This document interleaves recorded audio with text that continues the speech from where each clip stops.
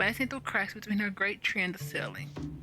When I was a little girl, there was a dog in my village. Every time a storm came, she would find somewhere to hide and howl at the thunder. The children laughed at her, knowing storms meant rain, and rain meant healthy crops. Why fear the thunder?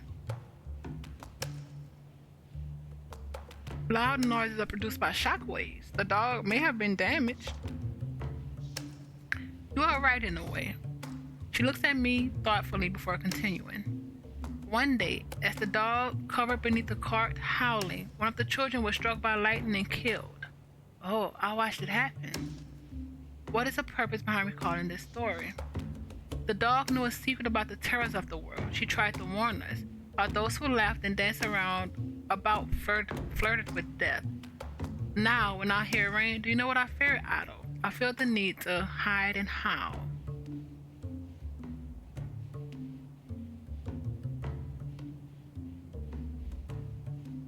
Ooh. Oh, I know what your story means. It is a metaphor. Thunder is Parliament, the cart was Her Majesty, and the dog was he. I fear that the point of my story has been lost, and for that I apologize. I wish only to make a point about Teddy Redgrave. I'm afraid I do not understand the relevance of your story to Mr. Teddy. Deep breaths precede extensive explanation and prepare auditory receptors. Not so long ago, Teddy was a soldier in Her Majesty's army. They were sent to Zululand to make war on King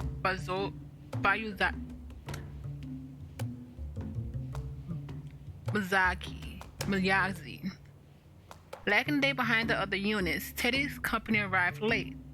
This spared him an untimely death. Truly? In the moments that followed, a great torrent of rain drenched the land. The English soldiers were tasked with evacuating the remaining colonists, but they were beset by harriers, both human and other. Mr. Teddy had seen horrors. It must have changed him. That is why it's important to make my own way. I won't be shackled by someone's command again. During patrol, Teddy's unit was ambushed by Botungen, were hyena. He was the sole survivor of the skirmish, but lost his arm and leg in the escape. So the horrors have laid their paws on him to boot. Now, Theodore Redgrave sees monsters lurking wherever he goes. Behind the next tree or waiting in an alley to strike. And when he actually beset, he strikes without mercy. He strikes for his lost comrades and for his missing limbs. He hunts because he must, to protect against the horrors waiting in the dark. Is Teddy's cruelty justified? So Mr. Teddy believes that his cruelty to werewolves is justified by his past. You begin to see Adam. Yes, this is Teddy Redgrave's reasoning, but it may lead him into further danger, as it has now. Mr. Teddy is in danger? He is. Do you wish to hear the details, or you would prefer to be on your way? If Teddy is in danger, I must hurry. There is no time. Details, every last one. If I don't know what impairs him, how can I save him? Teddy Redgrave chose his path, and we chose ours. This is none of our concern.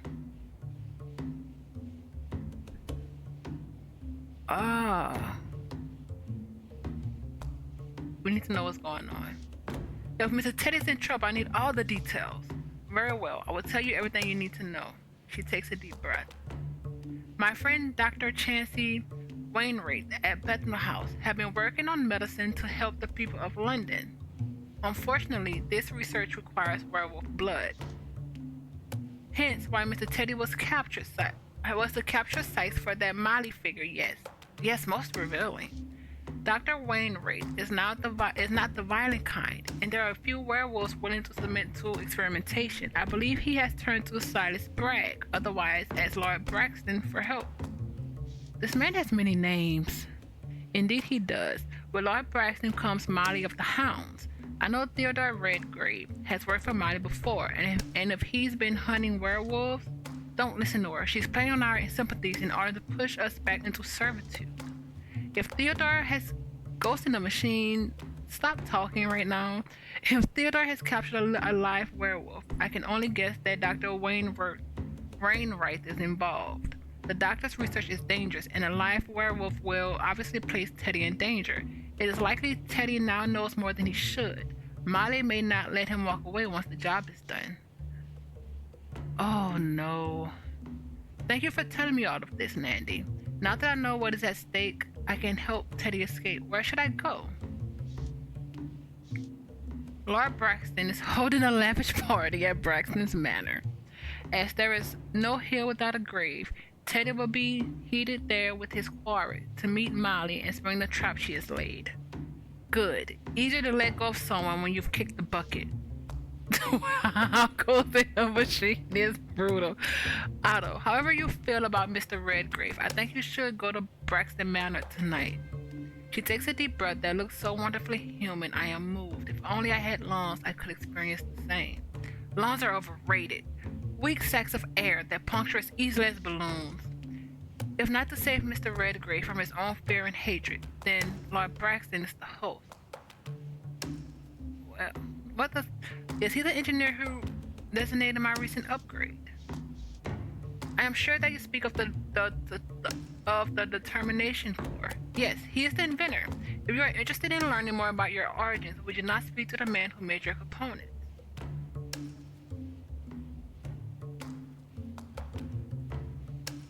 You need to help your friend Teddy. My friend Teddy Redgrave is in danger. I must help him. How do I get to the manor? The fastest way to Braxton Manor is Lord Braxton's airship, which is moored at the wharf. If the man himself is there, you can ask for an invitation to his soiree. It sounds like I need to get on that airship. And with the last brick laid, the walls will come into collision. Nandy, are you a seer by chance or something? I'm sorry, Nandy, but I don't understand. Oh, it's nothing. May the wind be always at your back, little one, until we meet again.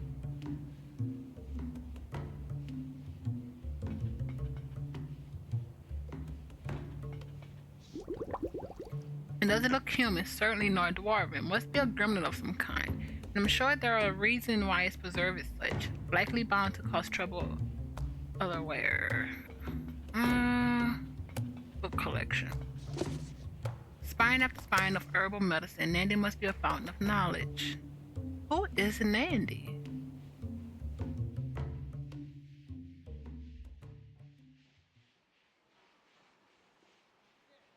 Now we have to figure out what's going to send Atticus there. And I'm pretty sure Teddy must have got caught at this point. Which sucks.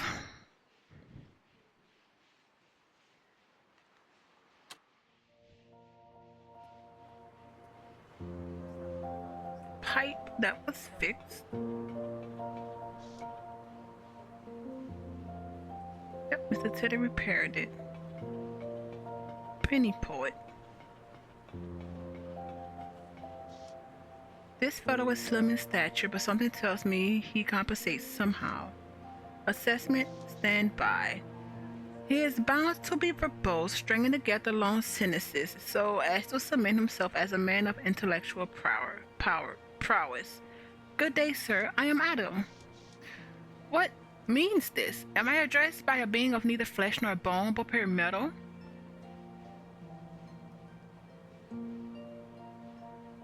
It is true that I am assembled exclusively of non-living and mostly inorganic components. Indeed, I do not know if this should be cause for celebration or horror. How come you speak like a man?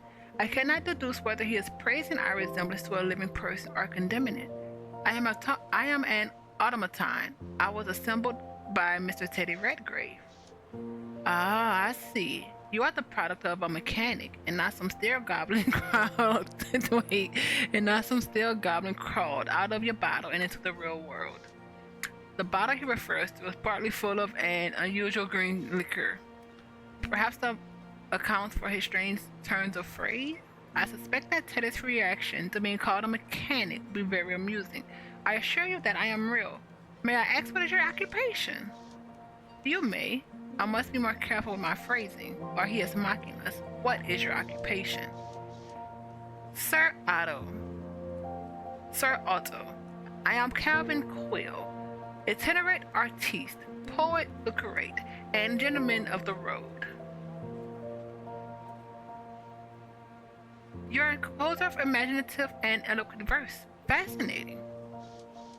Now I feel like we're speaking the same language, my shiny friend. Yes, all true, just as you said. Will you write me a poem, Mr. Quill? Sadly, Otto, I cannot.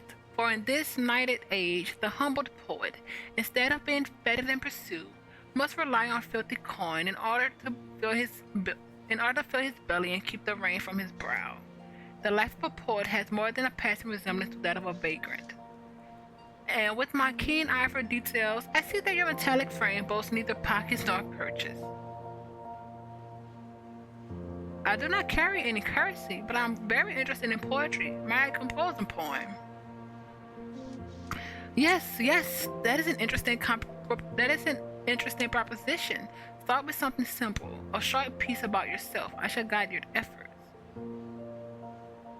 Otto travels on routes unplanned. A friend to all he meets.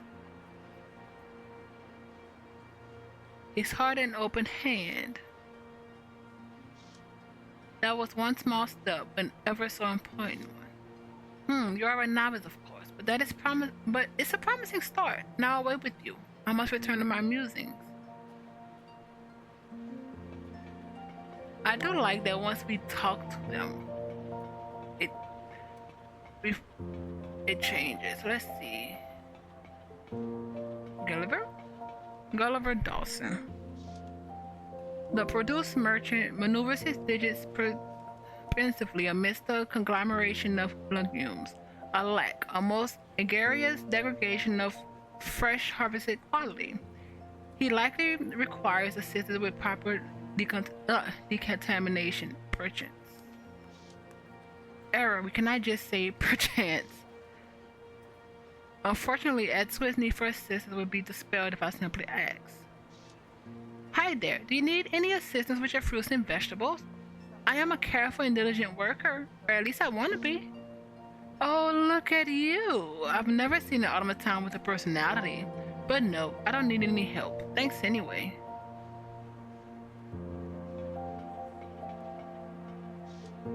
I see some earthworms crawling out of apples. Clearly food safety standards aren't the top of this shopkeeper's mind.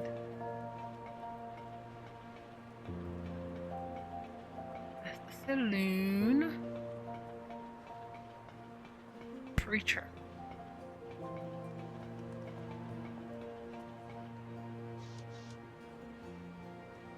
This man has been pacing the square, but I'm not certain. Hello, sir. Am I correct that you are an orator? I am a servant of the Lord our God, my middle friend, Eli McBride, at your service. Where is this Lord our God you speak of? Perhaps he could use my help? Ah, the Lord rules from up above in the kingdom of heaven. But I have never heard of any kingdom above. Do you mean in the sky? No, it's more of a metaphor, meaning that God's kingdom is not of this earth. Very interesting. Perhaps I should have been bringing the word of automata instead. Do you or your lord need any assistance? Need an assistant? I do at that. The only payment I can offer is eternal salvation. I am looking for a position that pays in currency, but thank you anyway. That's freaking funny. Let's see what the dockland has to say.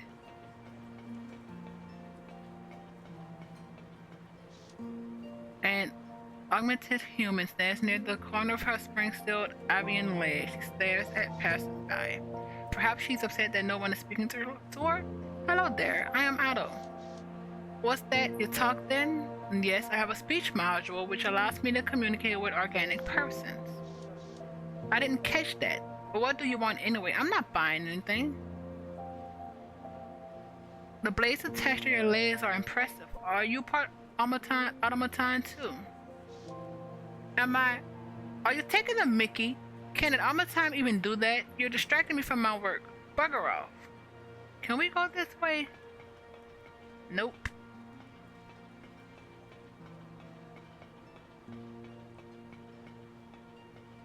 Let's look in a dusty window.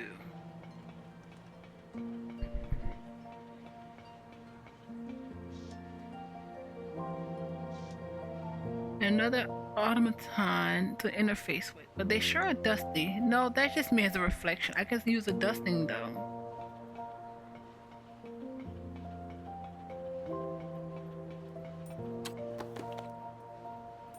We've done that. Then we have to head for the wharf, which I'm going to do last.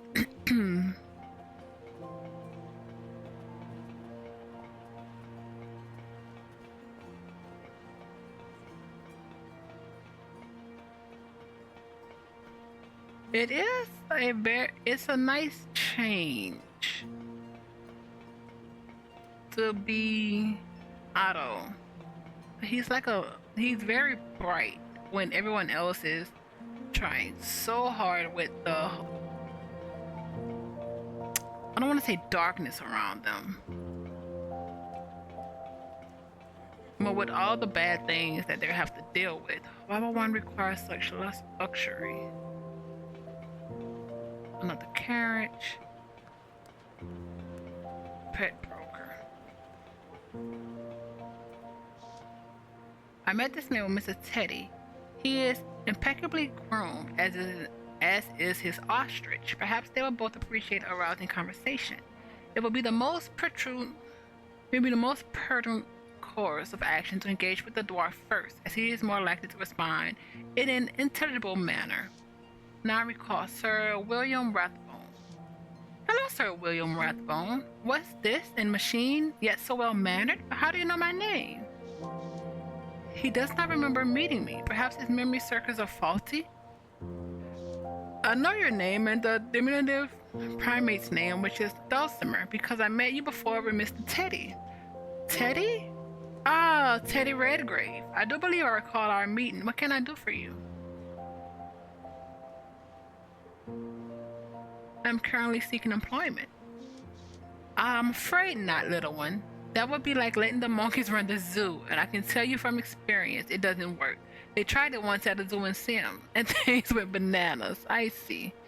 Oh, but, don't be sad. You're clearly a competent and strong automaton. And look how that aluminum casing gleams in the sunlight. You have a job by the day's end. Compliments such as these will have the blooded mask their intentions. This man will be our master by day's end if we listen too closely. What a charming man. He has excellent great social graces. Compliments help people to get through their lives despite what happens in them. He is trying to help us get through life. Oh, you should compliment him so that his life is easier. Mr. Redgrave, that is a most attractive ostrich you have. Thank you, Otto. His name is Wallace. I consider him a dear friend.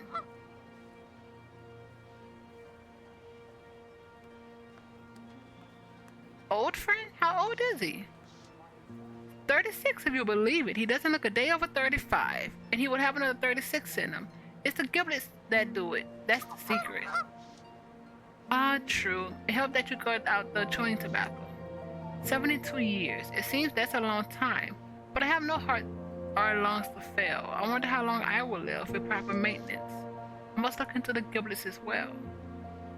Is he happy to provide you with transportation? Happy as a clam. Not the enteric clams, mind you. Those are most disagreeable. They'll be much happier with a good coat, I think. Ah, yes, Wallace. You see, I feed him a frequent and delicate diet of giblets. Once he is well gorged, he is happy to do anything requested. Giblets? What are giblets? Why, the finest cut. If Wallace could talk, I imagine he would say, "Good chap, I love the cut of your gibs." See? This has all been very interesting. Is there anything else I can help you with, Otto? Not at the moment, no. Thank you for your time, Sir Rathbone.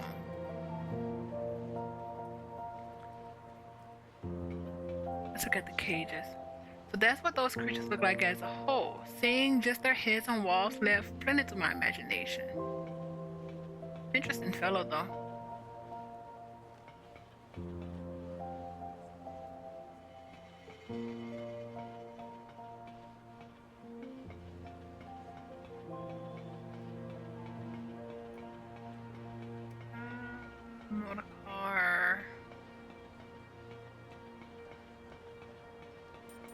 We can actually leave. Let's go to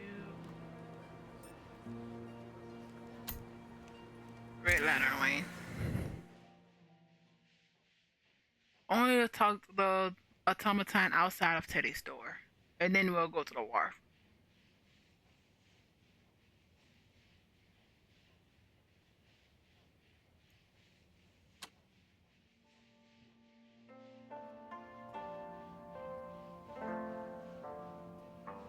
Spicy.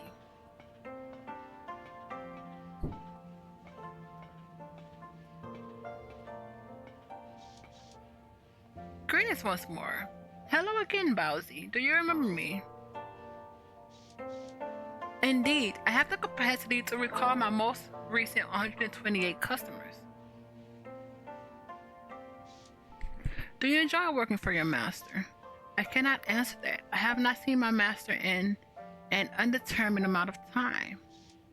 Where is your master? I cannot answer that. May I prepare some notes for you? No, master. Yes, she works on regardless. The indoctrination runs deep. But she performs the task for which she was programmed. There is nothing else for her to do. Leave. This is going nowhere. Maybe I should try talking to another one somewhere else.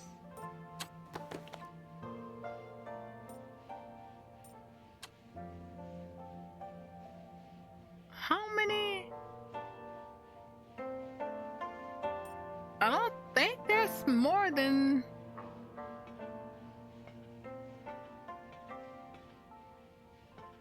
Don't remember another automaton. The automaton.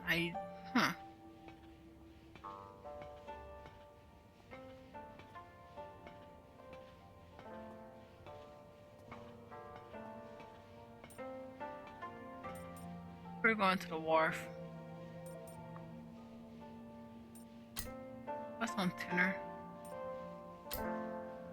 Curiosity shop. Let's go to Curiosity shop.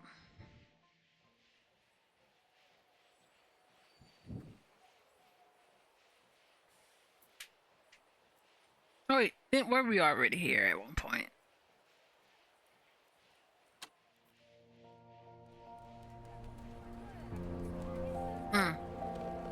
There we go. Watch vendor. But I don't think that's technically on. Yes, we came here with Teddy not long ago. He told us about the Spoonbacher company and the inner workings of this machine. By your watch, sir, madam. Our automaton. This automaton has decided limited options for speech. I am lucky to have been created so much later than the era of Spoonbacher. This device isn't much more sophisticated than a handful of switches. We'll find no ally here to advance our kind.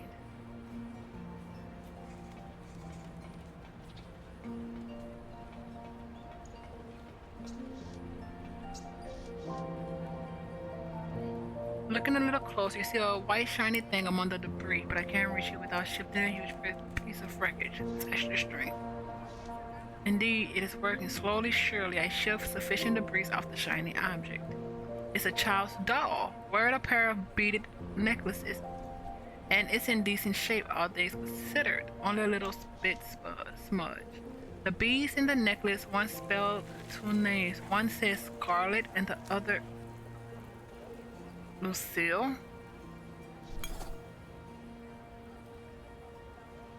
I should find the owner and return the doll if I can.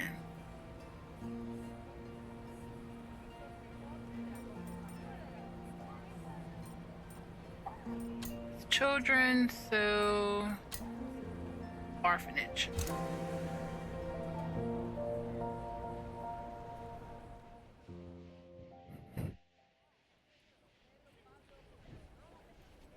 Interesting.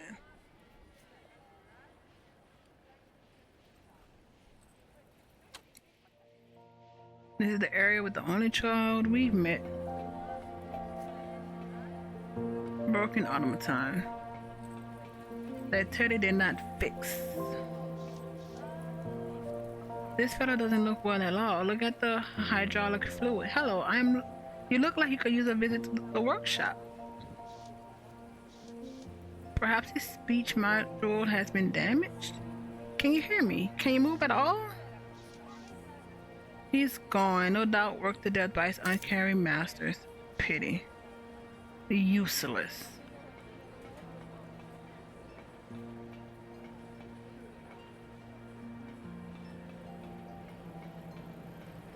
Pillar box? Oh, the service. Rail service. Let's go through the freaking gates.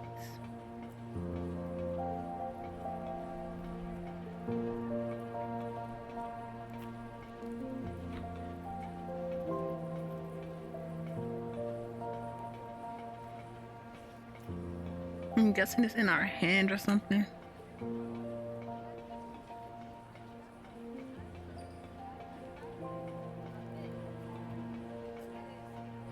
Oh, no. Nope.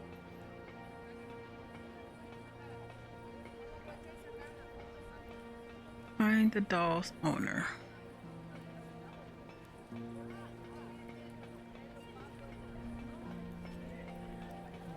Can't go in there. Dark-haired girl.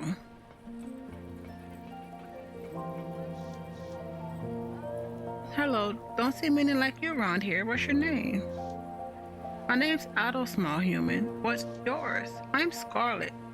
And you have Lucy. Who is Lucy? The doll. You have my doll. Oh yes, I suppose that this doll could be Lucy. Is it short for Lucille? Yes, she's mine. Oh, I'm so happy to see her. If she is yours, you best have her back. Oh, thank you, Mr. Otto. I thought I'd never see Lucy again. Her enthusiasm is bright, infectious. It's so hard missing everyone. At least now, with Lucy here, I don't have to be alone. Is this satisfaction? It was no trouble. I am pleased to... And that was the ghost that said that. I am pleased to reunite you with your friend. You have my everlasting thanks, Mr. Otto. Now excuse me a moment while Lucy and I get reacquainted. I've really got to brush her hair. Aww. Oh, the twins. Twin 1, Twin 2. Hello. What manner of recreation is this? Two small humans taking pleasure in the wholly insignificant use of time. A giant talking can. Fancy that. You can't play with us, so don't ask. I assure you, I am not a can. I am a self-sufficient automaton. Do you suppose it can think like a real person? Don't be barmy. It's just a recording playing back like a phonograph. Don't you know anything? Hey, what do you think it'd be worth if we scrapped it and took the pieces to town? The look in the boy's eyes suggests that it's now a good time to be elsewhere. Let's talk to orphans. The small human is quite close to the rusty set of swings, and the chains don't seem likely to support very much weight. Injury is imminent should they recreate in this area. Greetings, small humans. May I ask you a few questions? What are you? Yeah, what are you? We're the ones asking questions around here. I am an advanced automaton who is learning about individual identity and consciousness. What's all that nonsense supposed to mean? Does it speak English, you think? This is distressing. Why don't they understand me? Running speech module diagnostic 100% functional. The language I'm speaking is in fact English. Come off it. Must be some kind of prank. I don't like the way it talks. Let's do something else.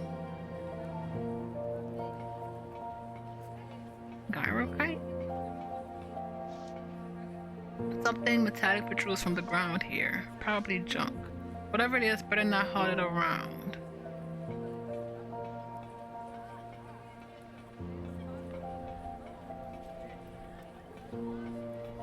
Oh yeah, the grave.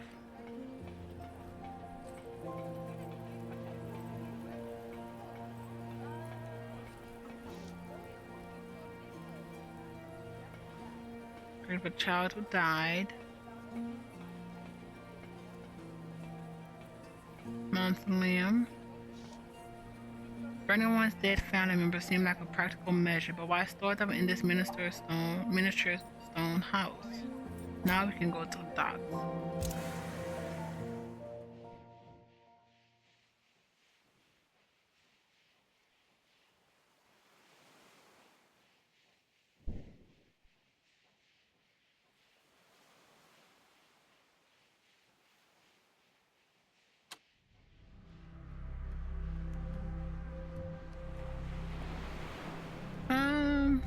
cargo loader.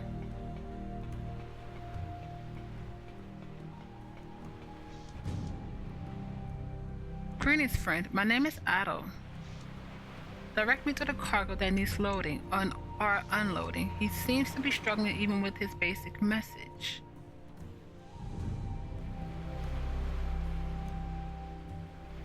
Would you prefer to choose your own destiny?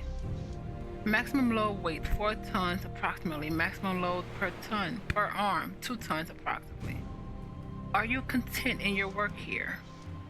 It has been 0.3 days since my last accident. That sounds like unsafe working conditions to me. You know, I have experience in moving very heavy objects. I recently lifted a significant portion of a collapsed building. Unit mobility over long distances limited. Recommend carriage of cargo loader via locomotive. I deeply appreciate our exchange, but I must be going now. All the best in your endeavors. I see now that we're on a fool's errand. The Determination Corps has granted us abilities far beyond others of our kind. We shall seek out Mr. Braxton on his airship. He designed the module. Perhaps he intends to create more. Breaking the chain. I don't want to talk to you.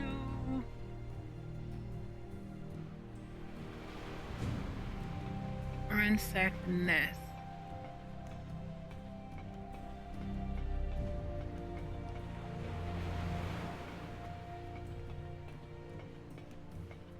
Dante Ziegler.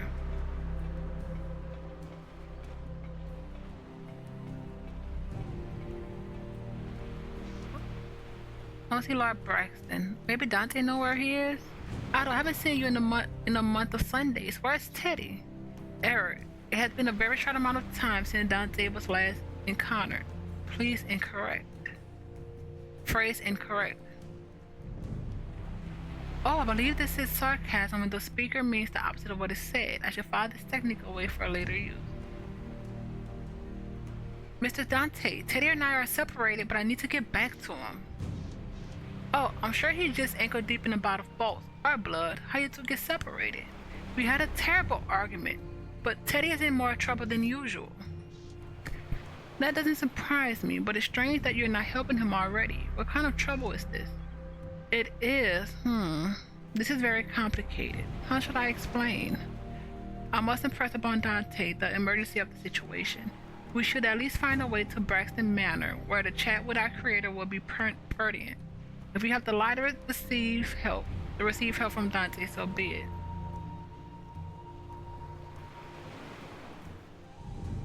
Oh.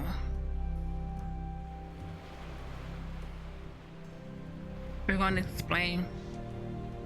Teddy has been working for Molly. Well, Bixby works for Molly, and Molly works for Lord Braxton and Dr. Clemson Wainwright, and they're doing strange things with werewolf blood, but Teddy doesn't know this, and now the only way to get Teddy out of danger is to speak to Dr. Wainwright. Recalling memory, the doctor is a part of this, but it's the airship. But it's the airship now. The airship is needed. Dr. Wainwright will be at Braxton Manor, but I need to get there first. And I need the airship. I need Lord Braxton to let me into his party. Terrible things can happen to Mr. Teddy, don't you see? Perfect. He must understand the gravity of the situation now. Whoa, Otto, whoa, slow down. Teddy is mixed up in werewolf business, and it has to do with Molly somehow. Molly of the Hound? Affirmative. I knew Silas or Lord Braxton was involved with those cane rats, but dragging Teddy into it is a bridge too far. Oh, he's a real friend. Even so, you can't just wrap on the airship hatch and ask Lord Braxton to invite you. But I must. One may only attend a party if they have an invitation. Oh, Otto, you still got a lot to learn. I've been thinking about this for a while. It's about time I took a holiday, maybe even traveled for a while. I've always wanted to meet the Persian clocksmith. They're doing incredible things with spring-loaded birds. Dante sniffs and crosses his arms. It looks like a plan of action is forming in his mind. But I think that first we need to get you into that party. Nobody's going to just let you in, but I could sneak you in.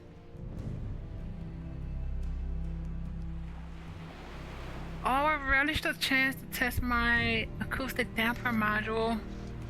It's settled then. Let me know when you're ready. There's no time to waste. Let's get going then.